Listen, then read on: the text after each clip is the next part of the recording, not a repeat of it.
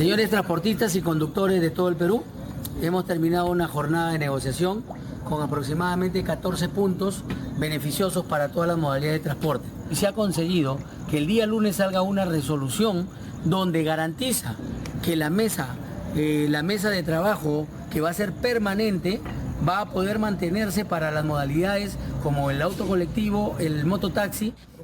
Acuerdos de última hora sellados con un tinte de amenaza.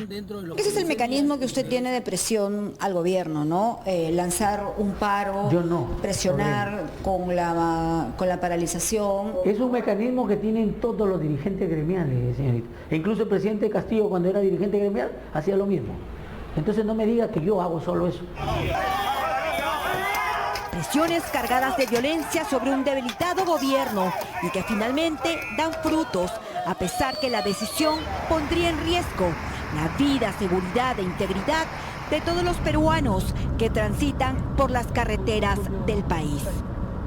Este ingreso de colectiveros finalmente va a ser perjudicial para todos y traería informalidad y muerte. ¿Qué tiene que decir sobre ello? Ahora el Estado, si los está reglamentando y con ley, tiene la oportunidad de evitar que haya más accidentes, poniéndole las reglas claras. Después de la violencia vivir esta semana, las pérdidas económicas de 170 gremios de transporte y a la Federación de Automóviles Colectivos, el Ejecutivo decidió formalizar el uso del auto colectivo. El mismo transporte que es sinónimo de inseguridad y muerte en las carreteras. Además, el gobierno concederá otras flexibilidades para evitar sanciones y fiscalización por parte de los órganos de control, como la Sutran y ATU. Todo ello como parte de las exigencias de este gremio. ¿Se siente que estos pedidos que ustedes están haciendo se enfoca hacia menos fiscalización, menos rigurosidad, mayores accidentes? Yo le voy a poner un ejemplo. Los camiones, porque sencillamente no me dieron un documento de pesos y medidas, yo puedo tener una multa de 42.000 soles. Y no porque yo no esté en regla, sino porque el Estado no está reaccionando y dando los resultados de estos documentos a tiempo. Se demoran 6-7 meses. ¿Pero qué dices, Pelusín? Yo no quiero hablar con asesores, es perder mi tiempo. Giovanni Díez Villegas es un viejo conocido dirigente de transportistas. Es el hombre que se subió a la ola de protestas estos días. Sin frenos ni reparos, apretó el acelerador y con una maniobra temeraria, en tiempo récord, logró que el Ministerio de Transporte y Comunicaciones publique el reglamento de servicio de transporte de pasajeros de taxis colectivos. El atributo que hoy día se vende en aquellos servicios que compiten con los buses es la velocidad. Como se sabe que el bus tiene la velocidad controlada, ellos le venden al ciudadano, yo llego más rápido porque a mí nadie me controla. Una norma duramente criticada por los especialistas, quienes alertan que no habrá forma de fiscalizar a estos vehículos. La cifra de muertes por accidente de tránsito en el país es dura. 5.000 personas al año pierden la vida en la vía pública, urbana y carreteras del país. Esa estadística que hoy día es absolutamente trágica de un número gigante de personas falleciendo, va a incrementarse. ¿Por qué? Porque efectivamente, mientras más gente quiera, entre comillas, prestar servicio, la competencia se va a volver más salvaje. Y si es más salvaje, evidentemente lo que va a primar es el correteo, lo que va a primar es el mismo escenario calcutizado que tenemos en Lima y Callao, que lo vamos a repetir en nuestra red vial. Con el reglamento publicado, en solo 10 días entrará en vigencia esta ley, que nació en el Congreso anterior, pero que fue observada por el gobierno de Francisco Sagasti. Sin embargo, hoy, en medio de un convulsionado contexto, Pedro Castillo le da luz verde a los colectiveros para competir con los buses interprovinciales, pese a que existen varios vacíos que resulta ser un inminente riesgo para el pasajero. Nosotros, para poder circular en un viaje interprovincial, tenemos que tener 2 conductores. Hay viajes de 250 kilómetros que por la vertical de la carretera demora más de 5 o 6 horas. Yo me pregunto, nosotros tenemos cabina para que descanse un conductor. El segundo, ¿dónde va a descansar el conductor de una combi o el conductor de un auto? En el techo, debajo del auto. Nosotros, los empresarios del transporte formal, debemos respetar la jornada de conducción, tener limitador de velocidad que va para limitar la velocidad, obligatoriedad de GPS a un sistema de control de Sutran para que no excedamos la velocidad, nos sancionan con papeleta.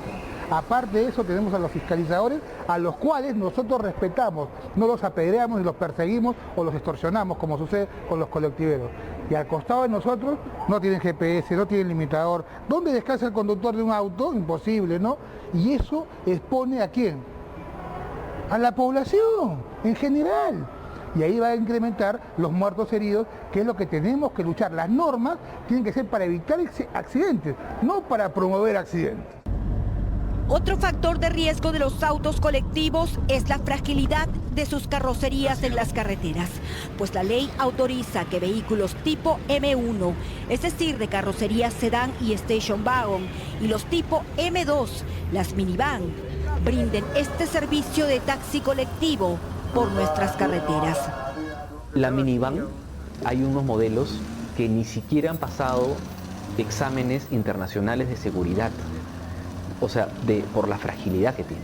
Una minivan puede pesar 900 kilos, 1000 kilos, pero lo llenas con 11 pasajeros y duplicas el peso, haciendo que esta fuerza, este punto de gravedad cambie totalmente. Una frenada o una pequeña maniobra hace que se voltee totalmente el vehículo y ahí es donde muera la gente. O sea, el vehículo autorizado es lo verdaderamente peligroso.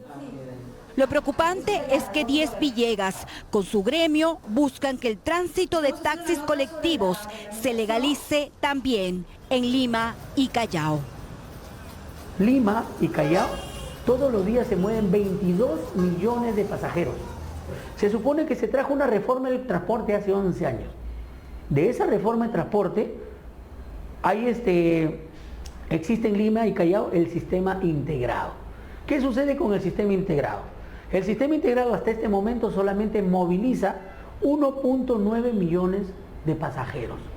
Mi pregunta es, ¿qué vamos a hacer con los otros 20 si sacáramos a todos esos colectiveros? ¿Quién los va a movilizar? ¿El sistema integrado? 11 años y no lo puede hacer. Entonces, aceptemos que el error viene del Estado, porque ellos han tenido que tomar las medidas para evitar que haya tanto colectivero. O sea, a consecuencia de un mal trabajo de un sistema integrado, hoy día tenemos solo en Lima más de 300.000 colectiveros. No puede ser que ya habiendo tenido un ejemplo en Lima Capital y Callao en los últimos 30 años, el caos que origina las combis, que queremos repetir ese ejemplo en las carreteras. Acuérdense de la avenida Bancay de los años 80, donde los buses se inundaron con competencia desleal de las combis. Al final las combis se llenaron las calles de Lima y la reforma ha tratado de mitigar ese problema. Estamos involucionando. Pero ahí no queda todo. Hay otras exigencias que los transportistas han llevado a Castillo en estos días, mientras que Lima y el país ardían. Exigencias que aún se encuentran en plena negociación, como la flexibilización de requisitos para la revalidación de brevetes, la reorganización de la Sutran y la ATU, y lo más escandaloso, la amnistía de papeletas. Este último pedido ya está encaminado. El Ejecutivo envió al Congreso un proyecto de ley para condonar papeletas impuestas a conductores durante la pandemia. La propuesta dice que solo será para faltas administrativas, pero en la práctica no sabemos cómo se aplicará. La tregua fue por 24 horas, estamos en las 72 horas. Nosotros estamos aquí esperando, pero ya se nos acabó la paciencia. Pero ha visto las consecuencias ya usted, ha visto todo lo que ha pasado estos días. Con más razón el gobierno tiene que correr. Todo lo que está ocurriendo en las carreteras, la gente, las pérdidas. Con más razón el gobierno tiene que correr. Pero ustedes tampoco pueden de pronto ninguna suerte de amenaza conseguir cosas, ¿no? ¿Cómo hacía el presidente Castillo cuando ha sido dirigente gremial? ¿Qué hacía? Para que lo escuchen. Advertidos estamos de lo que se podría venir en los próximos días, con este tipo de negociaciones y sobre todo de negociadores.